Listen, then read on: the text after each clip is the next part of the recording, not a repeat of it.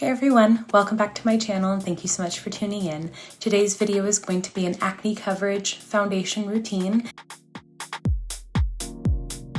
Here is a list of the products used as well as the tools and brushes, and this can be found in the info section in the box below. And if you guys want to see how I get the perfect acne coverage foundation routine, please keep watching. And as always, thank you so much for tuning in. Don't forget to subscribe and leave any questions or comments, love, or feedback in the box below. Talk to you guys later and hope you enjoy.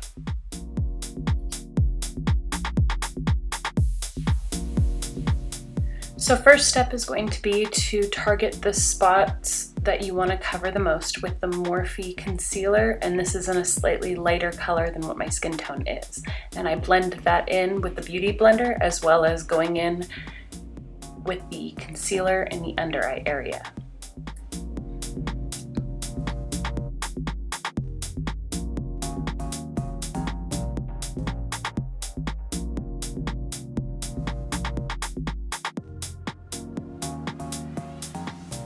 Next is going to be the Pixie Flawless Beauty Primer, and I'm mixing that with a MAC stippling brush into the skin and making sure it blends in with concealer. Following the MAC Pro Longwear Concealer, and this is in my actual flesh color, and this is to really layer and make sure that you're covering all redness from any breakouts or dark circles. Moving in with the same Beauty Blender and the Neutrogena Skin Clearing Foundation, I take a tiny dollop, the size of about a pea, and I blend in to the skin. And any remaining spots, that's where the Miracle Blur Primer Concealer comes in. This is a great blending tool with a smaller mini Beauty Blender applicator. Then highlight and contour with the Liquid Contour Concealer with Makeup Forever and my Morphe contour brush.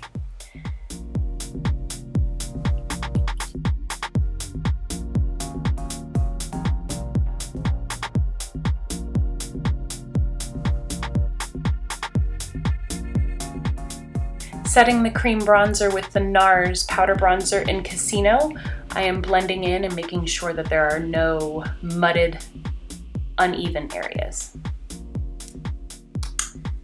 And then I will be setting everything with my Bare Essentials foundation. This is actually a medium, not fair, but I will be buffering everything together to make sure it blends correctly, following the highlight in Gleam with Tarte. And this is up underneath the eye area, the Cupid's bow, and then right into the temples. Then following a blush with MAC in Petal Power on the apples of my cheeks. And don't be afraid to buffer everything out with that remaining powder brush if you feel like it is too harsh. This is always good to make sure your lines blend. And then finishing off with a setting spray, of course, to make sure that this stays on all day and that it does not smudge or crease.